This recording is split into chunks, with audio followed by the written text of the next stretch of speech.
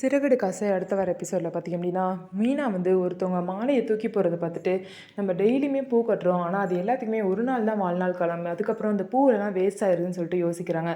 அதனால இந்த பூவை வச்சு வேறு ஏதாவது நல்ல விஷயமா பண்ணணும் அப்படின்னு சொல்லிட்டு யோசிச்சு அந்த பூவை வச்சு ஒரு பொக்கே பண்ணுறாங்க. அந்த பொக்கேக்குள்ளே ஃப்ரூட்ஸ்லாம் வச்சு ஃப்ரூட் பொக்கேவாக வந்து ரெடி பண்ணுறாங்க. அதனால பார்த்திங்க அப்படின்னா அதை ஆன்லைன்லலாம் ஸ்ருதி வந்து போஸ்ட் பண்ணுறாங்க. இதனால் மீனாக்கு வந்து ஒவ்வொரு ஆர்டராக வருது. இதனால எல்லாரும் ரொம்பவே சந்தோஷப்படுறாங்க. புதுசாக ஐடியா யோசிச்சு இந்த மாதிரி பண்ணியிருக்கீங்க அப்படின்னு சொல்லிட்டு எல்லோரும் பாராட்டுறாங்க. அதுக்கப்புறம் பார்த்திங்க அப்படின்னா ரவியும் வந்து எனக்கும் ஒன்று வேணும் அப்படின்னு சொல்லிட்டு காசு கொடுத்து மீனா கிட்ட வாங்குறாரு. இதனால எல்லோரும் ரொம்ப சந்தோஷப்படுறாங்க. ஆனால் விஜயா மட்டும் பொறாமப்படுறாங்க. அதுக்கப்புறம் வெளியே போகிறப்ப பார்த்திங்கன்னா சீதாவையும் அருணையும் மீனா வந்து பார்க்குறாங்க. மீனா இந்த மாதிரி தொழில் செஞ்சு முன்னேறதை அருண் வந்து பாராட்டுறாரு.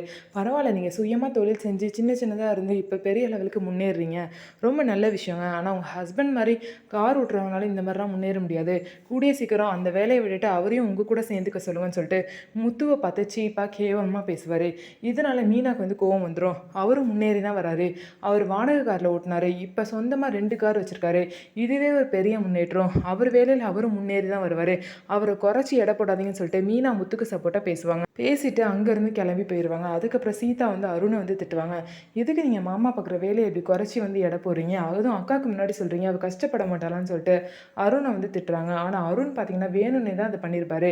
இன்னமும் இந்த அருண் வந்து திருந்தவே இல்லை. இந்த சீதாக்கு எப்போ தான் அருணோட ட்ரூ கலர் தெரிய போகுது அப்படின்னு சொல்லிட்டு வெயிட் பண்ணி பார்க்கலாம். நம்ம வீடியோ உங்களுக்கு பிடிச்சிருந்தா நம்ம வீடியோவை லைக் பண்ணிக்கோங்க. மறக்காமல் நம்மளோட சேனலை சப்ஸ்கிரைப் பண்ணிவிட்டு பாருங்கள்.